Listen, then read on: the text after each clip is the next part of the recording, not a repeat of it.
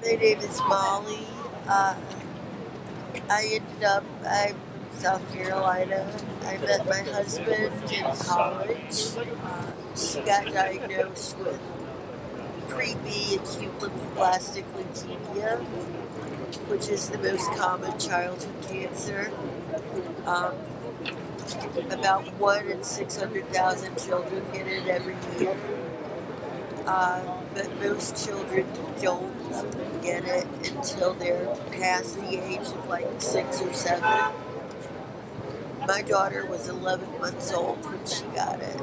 Her chest was so tiny that they did the operation 11 times, moving it from this side to this side to this side to this side to this side to this side. After the baby died, uh, my husband, he he didn't take it. Started to drink blood, got very, very angry. I was also very, very depressed. I didn't want to be alive. I tried killing myself several times. He ended up pushing me off the balcony. Yesterday I got myself a treat. I think Bleak House is really underrated. I like Gabriel Garcia Marquez. I think I like Love at the Time of Cholera the best. My favorite would be this enjoyable character for kids. I understand he's just a character, but Williams, make me laugh, make me laugh, make me laugh. We're not atheists. We're agnostic. We don't know what happens or what's gonna happen. We just keep going, dude. and just enjoy our life and never know when the last is. Enjoy every day like it is the last, and just keep going. These are my two favorite railroad lines. The New York Central system, which goes from Buffalo down to Jersey, basically, or just outside New York, and then the Chicago and Northwestern system, which. So keep it good. Fix it when it Exactly. rips and put a patch over it. Do you remember the riots in Chicago after the George Floyd, Minnesota issue, the Minneapolis issue that happened? George Floyd got killed. It started riots in different cities. We were in Chicago when it happened, and we didn't know it happened because we didn't have TV or news or anything. But all of a sudden, the street that we were on turned into a big riot, and people were throwing bricks through windows, and it was just chaos. And we were sitting next to the Carhartt store. Clothes and shoes all over the street. Most of them were just, friends that need to get off the street for a night or whatever it may be.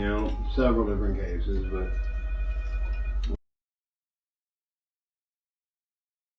I got lucky with my son, who was very gung-ho about going to shelter, and he's the one that said, "Mom, we should go to the shelter." I was glad to be away from the situation, and I'm a person who likes routine very much, and so the change of living space was a bit of an adjustment, but my life at that point was a big adjustment regardless of where I was living. And so I enjoyed the shelter, especially the first shelter that was in Harlem. The people were very nice there. This is 1 bedroom, 2 bedroom, and a living room. So people are, sharing the rooms often. Each family has their own bedroom that they can lock. Shelter give you these supplies when we moved in. These are the day that we moved in to one shelter. I can take it with me. I don't have to return it to them after we vacate. I took it with me. I have it in my apartment right now. So these came with the shelter. This was here. So it was nice, welcome kid kind of thing. So you can start your life without even going to the shopping for the first day.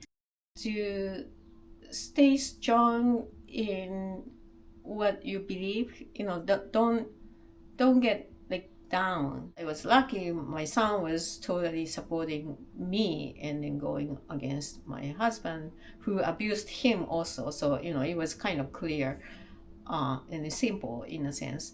But each case is so different. So, but the same thing for all the cases will be like if you can manage to be really listening to the children's emotion, the children's talk, that is really huge. I think they can't talk to you easily, so you have to try again and again. You don't have to be super productive, super successful in obvious ways. You make sure that you have your own philosophy and don't worry about comparing with others. And if you have kids, just tune into their mind and then find out what they are feeling.